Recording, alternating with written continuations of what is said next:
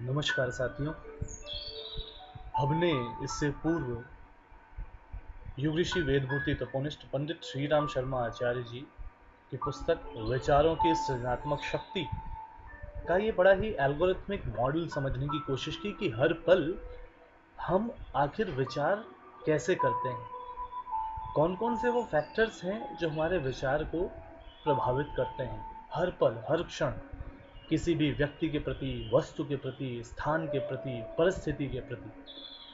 अब आइए जरा कंप्यूटर साइंस की भाषा में जब हम बात करें तो जिस प्रकार से हम सॉफ्टवेयर को बड़ी महत्ता देते हैं हार्डवेयर के साथ, क्योंकि हार्डवेयर दिखता है हमें, हम उसे छू सकते हैं, लेकिन सॉफ्टवेयर जो दिखता नहीं है उसी के बल पर कंप्यूटर चलता है। हमारे मानवीय मस्तिष्क रूपी हार्डवेयर में विचार रूपी सॉफ्टवेयर, विचार रूपी इंस्ट्रक्शन, विचार रूपी प्रोग्राम पल पल हमारे जीवन को गवर्न करता है। साथियों, जिस प्रकार से हम अपने प्रोसेसर को सिक्योर रखने के लिए एंटीवायरस का इस्तेमाल करते हैं ताकि कोई वायरस या अनवांटेड मैलिशियस कोड उसमें ना आ जाए जो उसको करप्ट कर दे, और वहीं दूसरी ओर हम अपने मस्तिष्क को, हम कंप्यूटर के मस्तिष्क को कैसे इस पूरी दुनिया के ग्लोबल वर्ल्ड के ग्लोबल इंटरनेट से सिक्योर करने के लिए एक मजबूत दीवार, फायरवॉल की लगाते हैं। ये दो टेक्निकल टर्म है, एंटीवायरस और फायरवॉल। अब उसी को अगर हम अपनी व्यवहारिक जीवन की दृष्टि में देखें साथियों, तो हमें सोचना होगा कि हम उस आर्टिफिशियल ब्रेन के लिए इतना पैसा लगा करके इतने सारे रिसोर्सेज डेवलप कर रहे हैं। हमारा मस्तिष्क और उसमें चल रहे विचार जो स्वयं में एक प्रोग्राम है, वहाँ के लिए क्या एंटीवायरस है और क्या फायरवॉल है।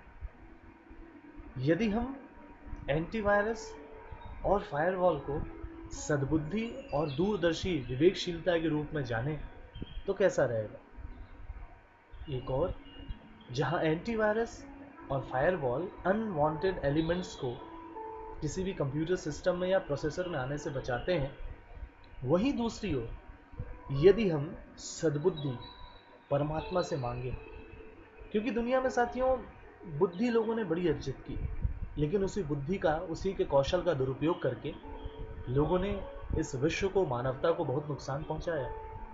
एक पॉकेट मार बेचारा 5, 10, 15 रुपए, 100, 200, 500 रुपए की चोरी करने की कोशिश करता है, पकड़ा जाता है, लोग पीट पीट के कई बार उसे मार तक देते हैं। और वहीं दूसरी ओर एक बड़े प्रतिष्ठित विश्वविद्यालय से पढ़ के एक बड़ी शानदार डिग्री लेकर के शानदार एसी कमरे में बंद बैठा एक वो हैकर जो कि करोड़ों करोड़ों की चोरी अपनी प्रोग्रामिंग के माध्यम से कर देता है। आप अंतर देखिए, बुद्धि उसके पास है लेकिन सद्बुद्धि नहीं, क्योंकि उसे ये नहीं पता कि वो क्या कर रहा है, किस नियत से कर रहा है।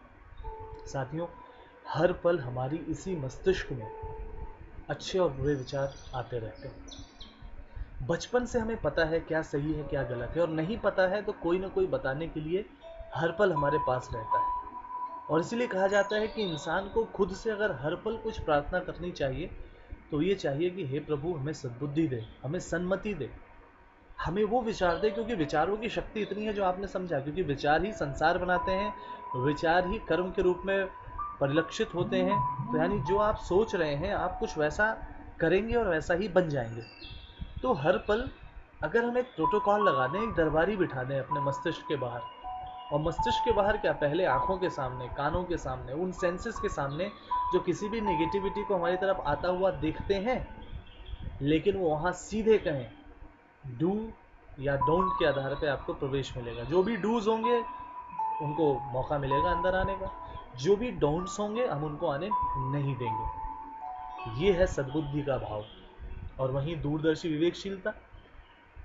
युग ऋषि वेदमूर्ति तपोनिष्ठ पंडित श्री राम शर्मा आचार्य जी ने कहा कि इंसान आज के इस प्रत्यक्षवाद की दुनिया में कुछ ऐसा हो गया है कि उसे पास का क्षणिक लाभ, तत्कालिक लाभ तो दिखता है, लेकिन दूर उसका नुकसान नहीं दिखता।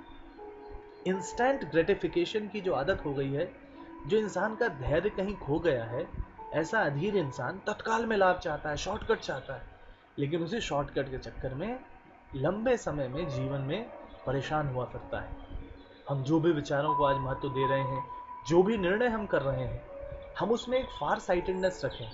हम दूर का देखें कि अभी हो सकता है अच्छा लग रहा हो, लेकिन दूर में क्या है। जैसे विद्यार्थी जीवन में एक समय में मौज मस्ती करना बहुत अच्छा लगता है, लेकिन समझदार लोग कहते हैं बेटा समय का नियोजन करो, खेलो कूदो मौज मस्ती करो, लेकिन वो भी देखो कि तुम्हें आगे एग्जाम क्वालिफाई करना है, अपना उज्जवल भविष्य बनाना है, स्किल्स अर्जित करनी है। साथियों, ये सद्बुद्धि और दूरदर्शी विवेकशीलता विकसित करने के लिए अगर आपके पास कोई एल्गोरिथम हो, कोई प्रोग्राम हो, कोई टेक्निक हो, आप प्लीज उसको ऑप्ट करिए।